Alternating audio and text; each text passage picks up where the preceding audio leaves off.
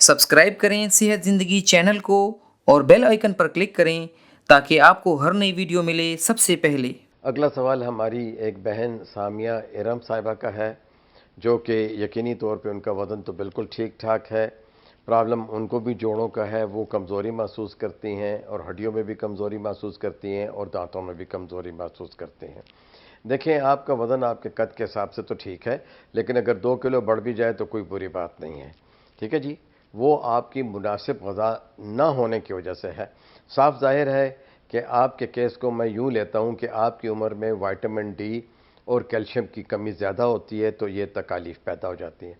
दूसरा ये होता है कि कुछ बुखार हमारे ऐसे हैं, जैसे आपने अभी अभी 2 या 4 हफ्ते पहले मलेरिया गुजारा है, तो आपको जोड़ों में और पट्ठों में तकलीफ़ हो सकती है।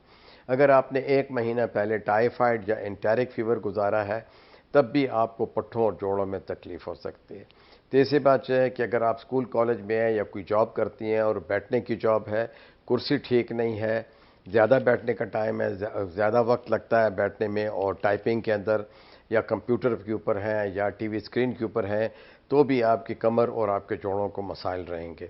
तो जोड़ों के लिए तो सबसे पहले बेहतरीन चीज़ ये 3 चीज़ों से जोड़ बनता है आपका और हड्डी बनती है। एक है कैल्शियम, एक है विटामिन डी, एक है कॉन्ड्रोइटिन, जो कि प्रोटीन कहलाती है हड्डियों की। और प्रोटीन हड्डियों की क्या होती है जी? कैल्शियम और प्रोटीन। यानी अगर आप जब अंडा खाते हो तो ये एक मुकम्मल ग़िज़ा है हड्डियों के लिए। अगर इसके साथ आप दूध भी पीते हो और गाहे बगाहे पनीर भी खा लेते हो, ये भी हड्डियों की पूरी ग़िज़ा है। लेकिन हड्डियों को भी विटामिन्स की ज़रूरत है। तो B1, B6, B12, vitamin A, D और ई, ये सारी चीज़ें आपके हड्डियों के लिए बहुत ज़रूरी है और इसका एक डेली अलाउंस होता है।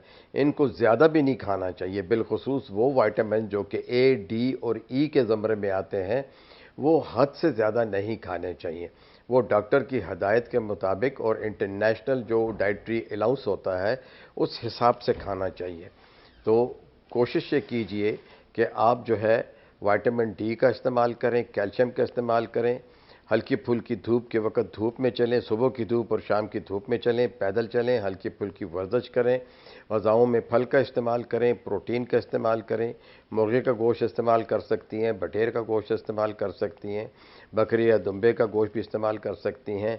हाँ, बीफ जो है वो ज़रा कम लिया करें, क्योंकि बीफ जो है ये जो है हम जो है जोड़ों के दर्द में जो है पसंद नहीं करते हैं।